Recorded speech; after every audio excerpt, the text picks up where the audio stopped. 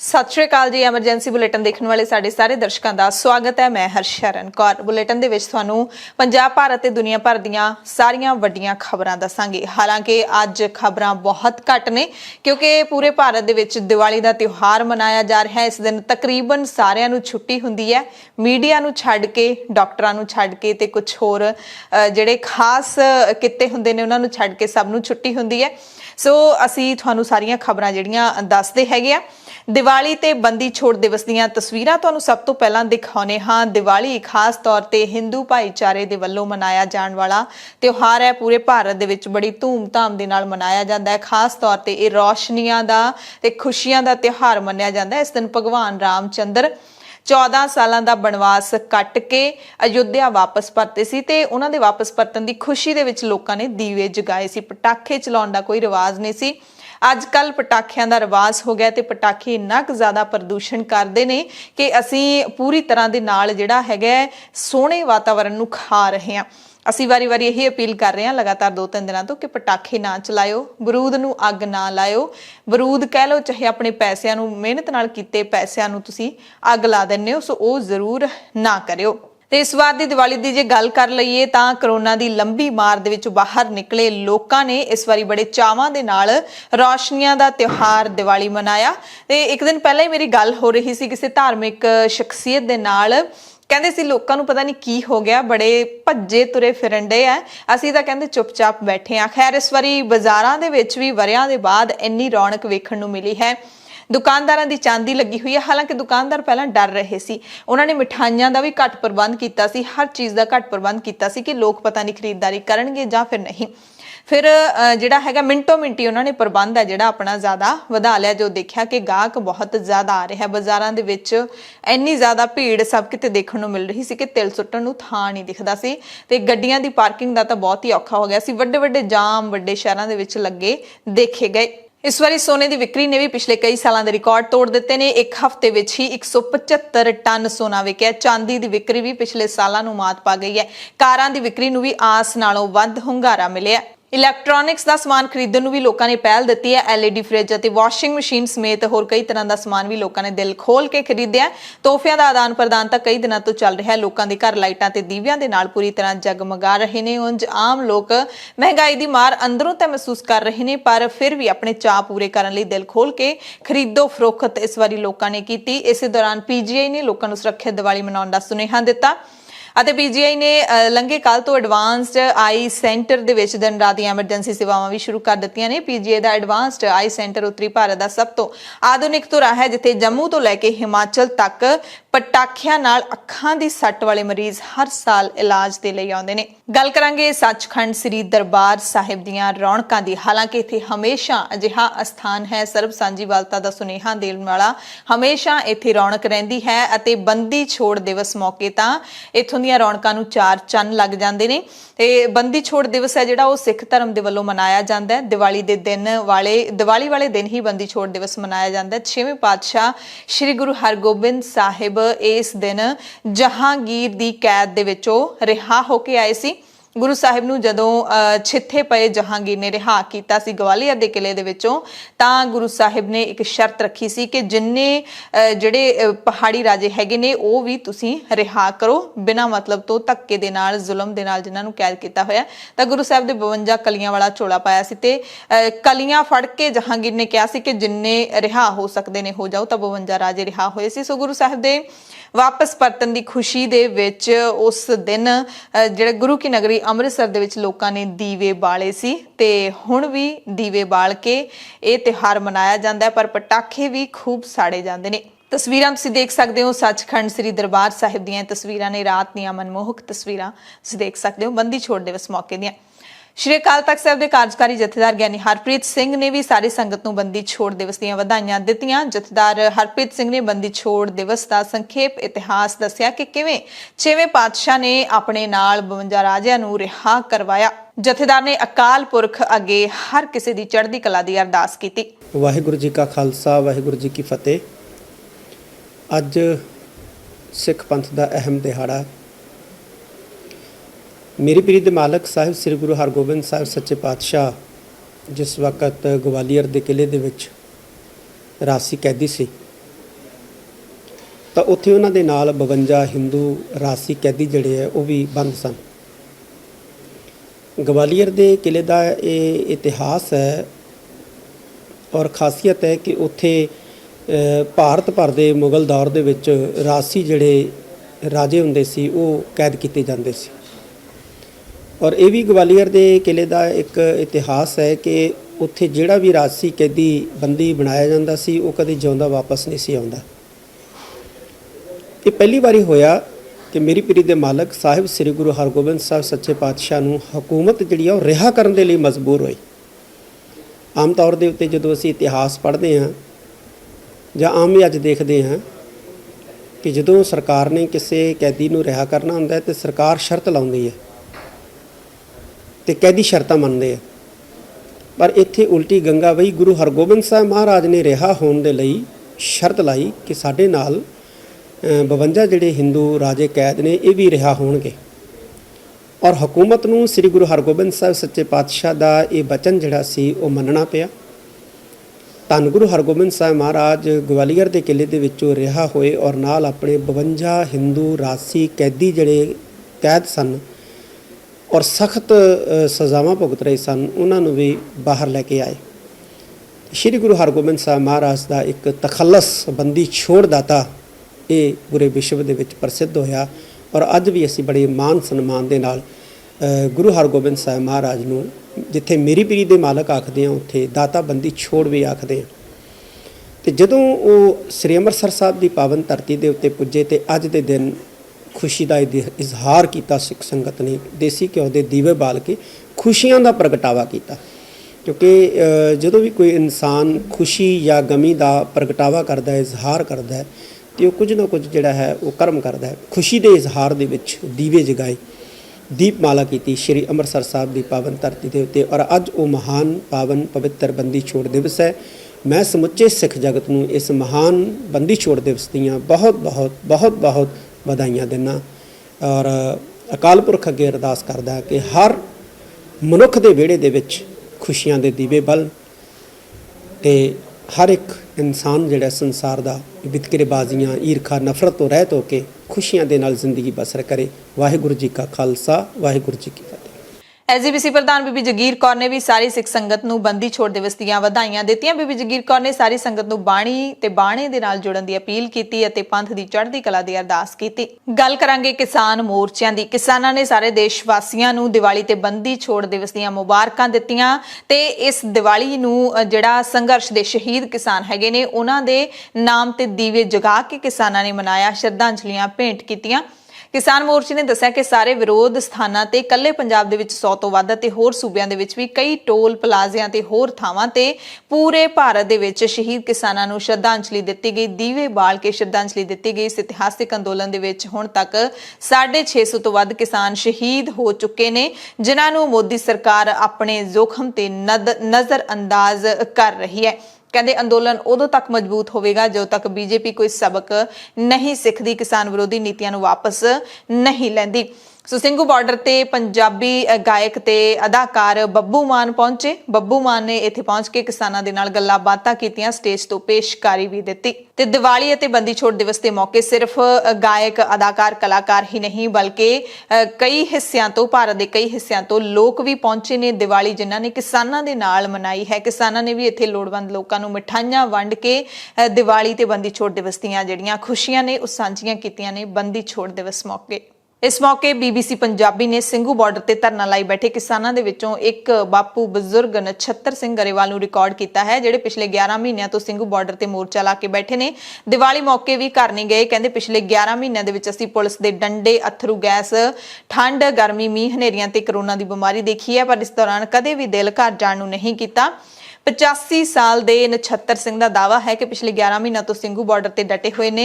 ਸਿਰਫ 5 ਦਿਨਾਂ ਦੇ ਲਈ ਉਹ ਬਿਮਾਰ ਹੋਣ ਕਰਕੇ ਘਰ ਗਏ ਸੀ, ਪਿੰਡ ਗਏ ਸੀ। ਕਿਸਾਨ ਕਹਿੰਦੇ ਨੇ ਕਿ ਹੁਣ ਬਾਰਡਰਾਂ ਤੇ ਹੀ ਸਾਡਾ ਪਰਿਵਾਰ ਵਸ ਗਿਆ, ਇਹੀ ਸਾਡੇ ਘਰ ਨੇ, ਇਹੀ ਸਾਡੇ ਪਰਿਵਾਰ ਨੇ।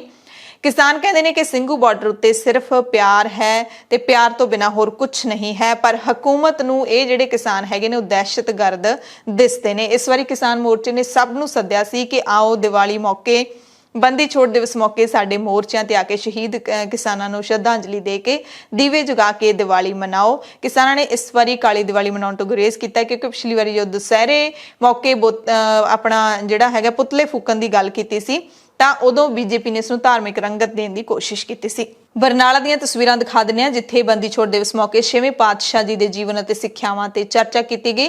ਕਿਸਾਨ ਲੀਡਰਾਂ ਨੇ ਕਿਹਾ ਕਿ ਸਾਡੇ ਮੌਜੂਦਾ ਸ਼ਾਸਕ ਵੀ ਲੋਕਾਂ ਨੂੰ ਸਲਾਖਾਂ ਪਿੱਛੇ ਬੰਦ ਕਰਨ ਦੇ ਪੱਖ ਤੋਂ ਉਸ ਸਮੇਂ ਦੇ ਰਾਜੇ ਜਹਾਂਗੀਰ ਤੋਂ ਕਿਸੇ ਗੱਲੋਂ ਘੱਟ ਨਹੀਂ। ਦਰਜਨਾਂ ਬੁੱਧੀਜੀਵੀ ਬਿਨਾਂ ਕਿਸੇ ਦੋਸ਼ ਤੋਂ ਕਈ ਸਾਲਾਂ ਤੋਂ ਜੇਲ੍ਹਾਂ ਵਿੱਚ ਬੰਦ ਨੇ ਜੋ ਕਿ ਬੰਦੀਆਂ ਨੂੰ ਛੁਡਾਉਣ ਦੇ ਲਈ ਸਾਨੂੰ ਸਿਰਫ ਜਥੇਬੰਦਕ ਏਕੇ ਦਾ ਹੀ ਸਹਾਰਾ ਹੈ ਅਤੇ ਇਸ ਏਕੇ ਨੂੰ ਹੋਰ ਮਜ਼ਬੂਤ ਕਰਨਾ ਚਾਹੀਦਾ ਹੈ। ਸੋ ਇੱਥੇ ਕਿਸਾਨਾਂ ਨੇ ਮੋਮਬੱਤੀਆਂ ਬਾਲ ਕੇ ਤੇ 2 ਮਿੰਟ ਦਾ ਮੌਨ ਧਾਰਨ ਕਰਕੇ ਸਾਰੇ ਸ਼ਹੀਦਾਂ ਨੂੰ ਕਿਸਾਨੀ ਘੋਲ ਦੇ ਜਿਹੜੇ ਸ਼ਹੀਦ ਨੇ ਉਹਨਾਂ ਨੂੰ ਸ਼ਰਧਾਂਜਲੀ ਭੇਂਟ ਕੀਤੀ। ਉਹਨਾਂ ਨੇ ਕਿਹਾ ਕਿ ਜਿਵੇਂ-ਜਿਵੇਂ ਸਾਡੇ ਸ਼ਹੀਦਾਂ ਦੀ ਲਾਈਨ ਲੰਬੀ ਹੋ ਰਹੀ ਹੈ ਖੇਤੀ ਕਾਨੂੰਨ ਰੱਦ ਕਰਵਾਉਣ ਲਈ ਸਾਡਾ ਅਹਿਦ ਹੋਰ ਵੀ ਪੱਕਾ ਹੋ ਰਿਹਾ ਹੈ।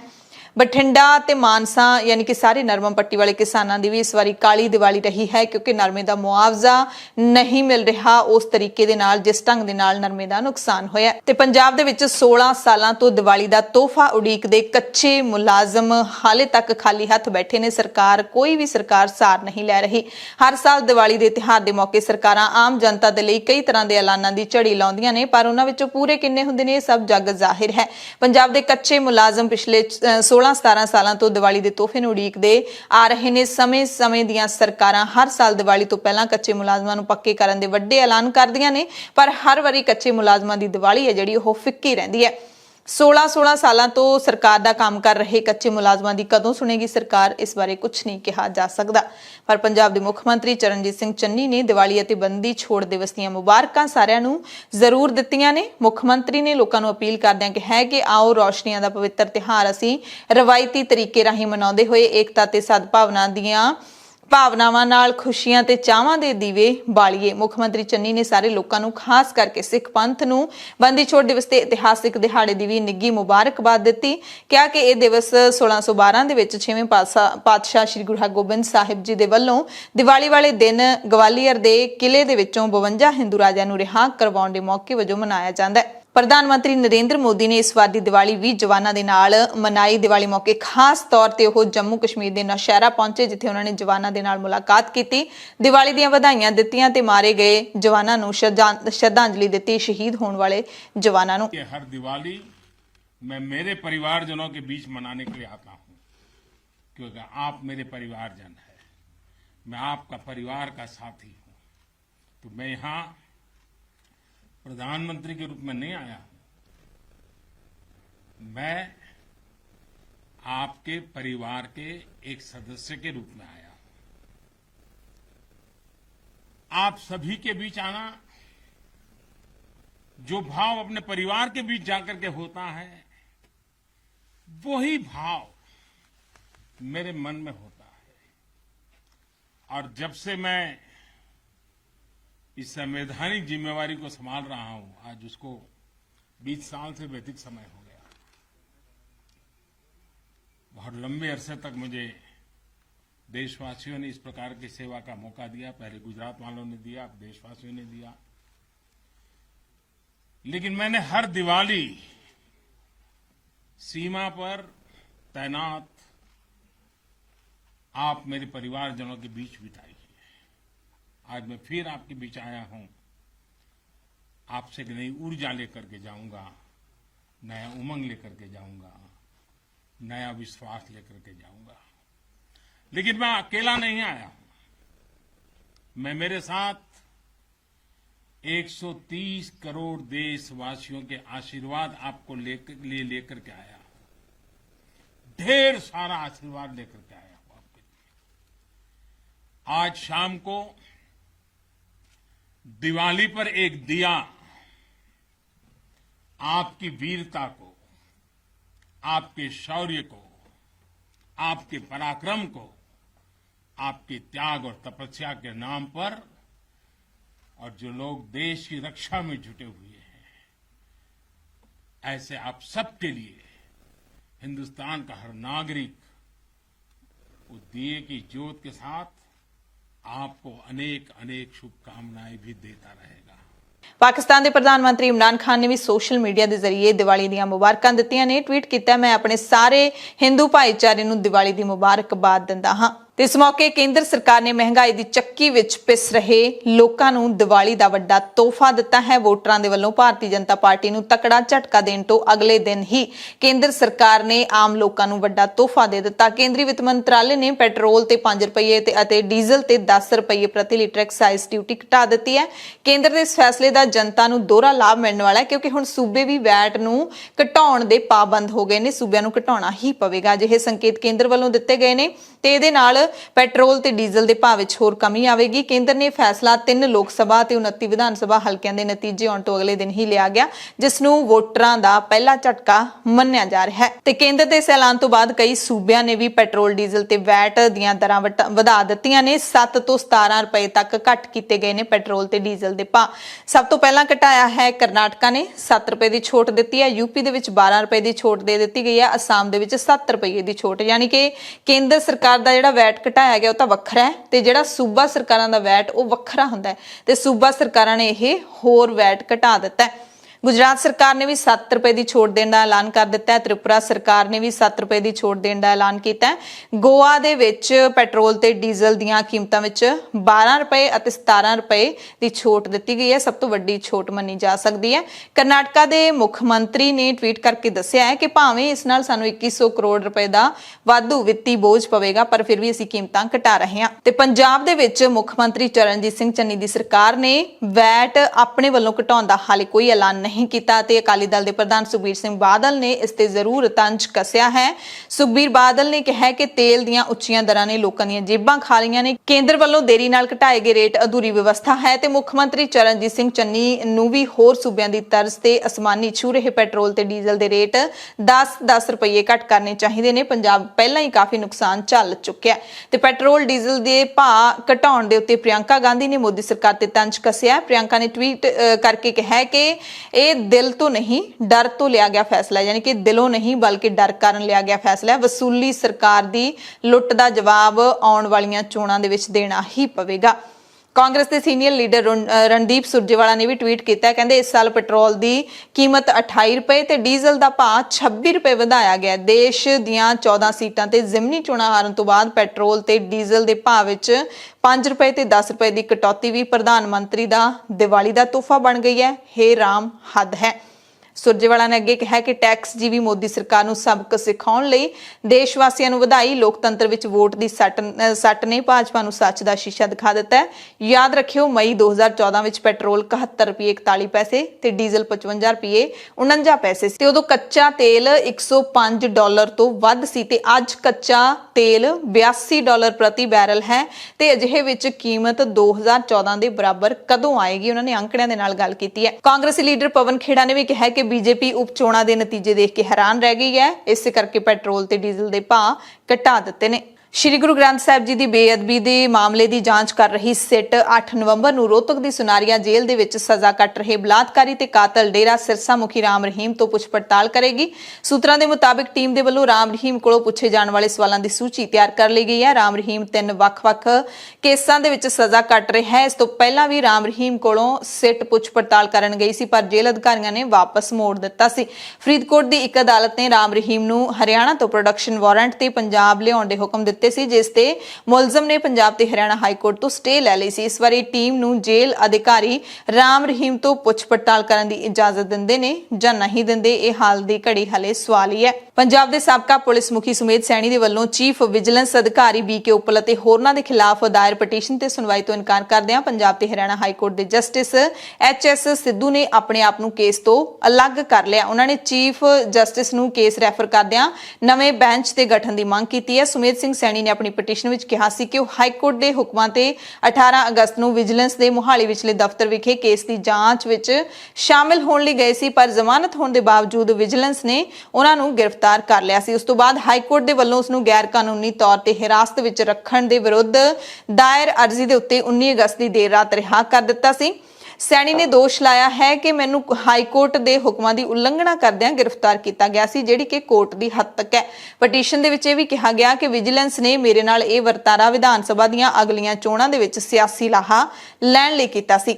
ਪਟੀਸ਼ਨ ਦੇ ਵਿੱਚ ਚੀਫ ਵਿਜੀਲੈਂਸ ਅਫਸਰ ਬੀਕੇ ਉੱਪਲ, ਸੰਯੁਕਤ ਨਿਰਦੇਸ਼ਕ ਵਰਿੰਦਰ ਸਿੰਘ ਬਰਾੜ ਅਤੇ ਡੀਐਸਪੀ ਵਰਿੰਦਰ ਸਿੰਘ ਨੂੰ ਧਿਰ ਬਣਾਇਆ ਗਿਆ ਹੈ। ਉਪ ਮੁੱਖ ਮੰਤਰੀ ਸੁਖਜਿੰਦਰ ਸਿੰਘ ਰੰਧਾਵਾ ਨੇ ਬਰਨਾਲਾ ਜੇਲ੍ਹ ਦੇ ਕੈਦੀ ਨਾਲ ਵਾਪਰੀ ਘਟਨਾ ਦੀ ਡੂੰਘਾਈ ਨਾਲ ਪੜਤਾਲ ਕਰਨ ਦੇ ਆਦੇਸ਼ ਦੇ ਦਿੱਤੇ ਨੇ। ਜ਼ਿਲ੍ਹਾ ਜੇਲ੍ਹ ਬਰਨਾਲਾ ਦੇ ਕੈਦੀ ਕਰਮਜੀਤ ਸਿੰਘ ਦੇ ਵੱਲੋਂ ਮਾਨਸਾ ਵਿੱਚ ਪੇਸ਼ੀ ਦੌਰਾਨ ਜੇਲ੍ਹ ਸਟਾਫ ਤੇ ਕਥਿਤ ਤੌਰ ਤੇ ਆਪਣੇ ਸਰੀਰ ਤੇ ਆਪੱਤੀਜਨਕ ਸ਼ਬਦ ਲਿਖੇ ਹੋਣ ਦੇ ਦੋਸ਼ ਲਾਏ ਜਾਣ ਦਾ ਮਾਮਲਾ ਸਾਹਮਣੇ ਆਇਆ ਸੀ, ਜਿਸ ਤੋਂ ਬਾਅਦ ਉਪ ਮੁੱਖ ਮੰਤਰੀ ਨੇ ਹੁਕਮ ਦਿੱਤੇ ਨੇ। ਉਸ ਦੀ ਪਿੱਠ ਦੇ ਉੱਤੇ ਅੱਤਵਾਦੀ ਲਿਖ ਦਿੱਤਾ ਗਿਆ ਸੀ ਗਰਮ ਲੋਹੇ ਦੀ ਰੋਡ ਦੇ ਨਾਲ। ਰੰਧਾਵਾ ਦੇ ਕੋਲ ਜੇਲ੍ਹ ਵਿਭਾਗ ਵੀ ਹੈ। ਉਹਨਾਂ ਨੇ ਏਡੀਜੀਪੀ ਜੇਲ੍ਹਾਂ ਨੂੰ ਇਸ ਮਾਮਲੇ ਦੀ ਡੂੰਘਾਈ ਤੱਕ ਜਾਂਚ ਕਰਨ ਅਤੇ ਮਾਮਲੇ ਦੀ ਤਹਿ ਤੱਕ ਜਾਣ ਲਈ ਕੈਦੀ ਦਾ ਮੈਡੀਕਲ ਕਰਵਾਉਣ ਦੇ ਹੁਕਮ ਵੀ ਦੇ ਦਿੱਤੇ ਨੇ। ਅੰਮ੍ਰਿਤਸਰ ਤੋਂ ਗੋਆ ਦੇ ਲਈ ਸਿੱਧੀ ਉਡਾਨ ਸ਼ੁਰੂ ਹੋ ਗਈ ਹੈ। ਗੋ ਇੰਡੀਗੋ ਨੇ ਸ਼੍ਰੀ ਗੁਰੂ ਰਾਮਦਾਸ ਜੀ ਅੰਤਰਰਾਸ਼ਟਰੀ ਹਵਾਈ ਅੱਡੇ ਤੋਂ ਗੋਆ ਦੇ ਲਈ ਸਿੱਧੀ ਉਡਾਨ ਦਾ ਐਲਾਨ ਕੀਤਾ ਹੈ।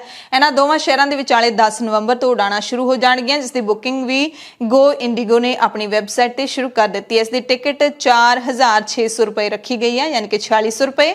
ਹੁਣ ਸਿਰਫ 3 ਘੰਟੇ ਦੇ ਵਿੱਚ ਤੁਸੀਂ ਅੰਮ੍ਰਿਤਸਰ ਤੋਂ ਗੋਆ ਜਾ ਸਕੋਗੇ। ਗੋ ਇੰਡੀਗੋ ਦੀ ਫਲਾਈਟ ਨੰਬਰ 6E6064 ਅੰਮ੍ਰਿਤਸਰ ਦੇ ਸ਼੍ਰੀ ਗੁਰੂ ਰਾਮਦਾਸ ਜੀ ਅੰਤਰਰਾਸ਼ਟਰੀ ਹਵਾਈ ਅੱਡੇ ਤੋਂ ਰਾਤ 10:30 ਵਜੇ ਉਡਾਨ ਭਰੇਗੀ। 3 ਘੰਟਿਆਂ ਦੇ ਬਾਅਦ ਇਹ ਫਲਾਈਟ ਗੋਆ ਦੇ ਦਾਬੋਲਿਮ 에ਅਰਪੋਰਟ ਦੇ ਉੱਤੇ ਰਾਤ 1:35 ਤੇ ਲੈਂਡ ਕਰੇਗੀ। ਗੋਆ ਤੋਂ ਵੀ ਇਹ ਫਲਾਈਟ ਰਾਤ ਨੂੰ ਹੀ ਚੱਲ ਰਹੀ ਹੈ। ਇਹ ਉਡਾਨ ਗੋਆ ਤੋਂ ਰਾਤ 12:05 ਤੇ ਟੇਕ ਆਫ ਕਰੇਗੀ ਤੇ ਰਾਤ 3:10 ਤੇ ਅੰਮ੍ਰਿਤਸਰ ਲੈਂਡ ਕਰੇਗੀ। ਫਲਾਈ ਅੰਮ੍ਰਿਤਸਰ ਇਨੀਸ਼ੀਏਟਿਵ ਦੇ ਯੋਗੇਸ਼ ਕਾਮਰਾ ਨੇ ਜਾਣਕਾਰੀ ਦਿੱਤੀ ਹੈ ਕਿ ਗੋਆ 에ਅਰਪੋਰਟ ਦੇ ਸਲਾਟ ਦੇ ਵਿੱਚ ਮੁਸ਼ਕਿਲ ਕਾਰਨ ਇਹ ਫਲਾਈਟ ਰਾਤ ਦੇ ਸਮੇਂ ਚਲਾਈ ਜਾ ਰਹੀ ਹੈ।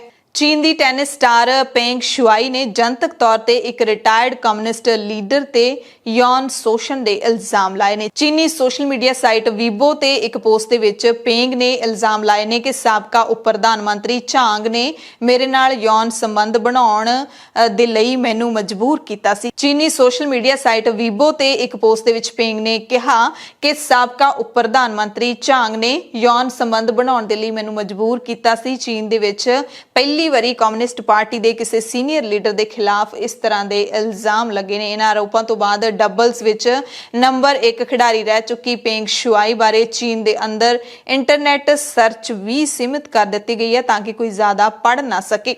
ਝਾਂਗਾਓਲੀ ਨੇ ਟੈਨਿਸ ਸਟਾਰ ਦੇ ਦਾਅਵਿਆਂ ਤੇ ਫਿਲਹਾਲ ਕੁਝ ਨਹੀਂ ਕਿਹਾ ਹੈ ਤੇ ਵੀਬੋ ਤੇ ਕੀਤੀ ਗਈ ਪੋਸਟ ਨੂੰ ਚੀਨ ਨੇ ਪੂਰੀ ਤਰ੍ਹਾਂ ਦੇ ਨਾਲ ਇੰਟਰਨੈਟ ਤੋਂ ਗਾਇਬ ਹੀ ਕਰ ਦਿੱਤਾ ਹੈ। 2013 ਤੋਂ 2018 ਦੇ ਵਿਚਕਾਰ ਚੀਨ ਦੇ ਉਪ ਪ੍ਰਧਾਨ ਮੰਤਰੀ ਰਹੇ ਝਾਂਗ ਚੀਨੀ ਰਾਸ਼ਟਰਪਤੀ ਸ਼ੀ ਜਿਨਪਿੰਗ ਦੇ ਕਰੀਬੀ ਸਹਿਯੋਗੀ ਸਨ, ਯਾਨੀ ਕਿ ਚੀਨ ਦੇ ਬਹੁਤ ਵੱਡੇ ਲੀਡਰ ਸਨ ਅਤੇ ਸ਼ੀ ਜਿਨਪਿੰਗ ਦੇ ਬਹੁਤ ਨੇੜਲੇ ਰਹੇ ਨੇ। ਉਹਨਾਂ ਦੇ ਖਿਲਾਫ ਇਸ ਤਰ੍ਹਾਂ ਦੇ ਵੱਡੇ ਇਲਜ਼ਾਮ ਲੱਗੇ ਨੇ। ਵਿਵਾਦਿਤ ਪੈਗਾਸਸ ਸਪਾਈਵੇਅਰ ਬਣਾਉਣ ਵਾਲੀ ਕੰਪਨੀ NSO ਗਰੁੱਪ ਨੂੰ ਅਮਰੀਕਾ ਨੇ ਬਲੈਕ ਲਿਸਟ ਕੰਪਨੀਆਂ ਦੇ ਵਿੱਚ ਸ਼ਾਮਿਲ ਕੀਤਾ ਹੈ। ਅਮਰੀਕਾ ਨੇ NSO ਗਰੁੱਪ ਨੂੰ ਬਲੈਕ ਲਿਸਟ ਕੰਪਨੀਆਂ ਦੀ ਸੂਚੀ ਵਿੱਚ ਪਾਉਂਦੇ ਹੋਏ ਉਹਨਾਂ ਦੇ ਨਾਲ ਕਿਸੇ ਵੀ ਤਰ੍ਹਾਂ ਦੇ ਬਿਜ਼ਨਸ ਡੀਲ ਕਰਨ ਤੇ ਰੋਕ ਲਾ ਦਿੱਤੀ ਹੈ। ਕਥਿਤ ਤੌਰ ਤੇ NSO ਗਰੁੱਪ ਦੇ ਪੈਗਾਸਸ ਸਪਾਈਵੇਅਰ ਦਾ ਇਸਤੇਮਾਲ ਕਈ ਪੱਤਰਕਾਰਾਂ, ਸਮਾਜਿਕ ਵਰਕਰਾਂ, ਲੀਡਰਾਂ, ਮੰਤਰੀਆਂ ਅਤੇ ਸਰਕਾਰੀ ਅਧਿਕਾਰੀਆਂ ਦੇ ਫੋਨ ਨੂੰ ਨਿਸ਼ਾਨਾ ਬਣਾ ਕੇ ਉਹਨਾਂ ਦੀ ਜਾਸੂਸੀ ਕਰਨ ਦੇ ਲਈ ਕੀਤਾ ਗਿਆ ਸੀ।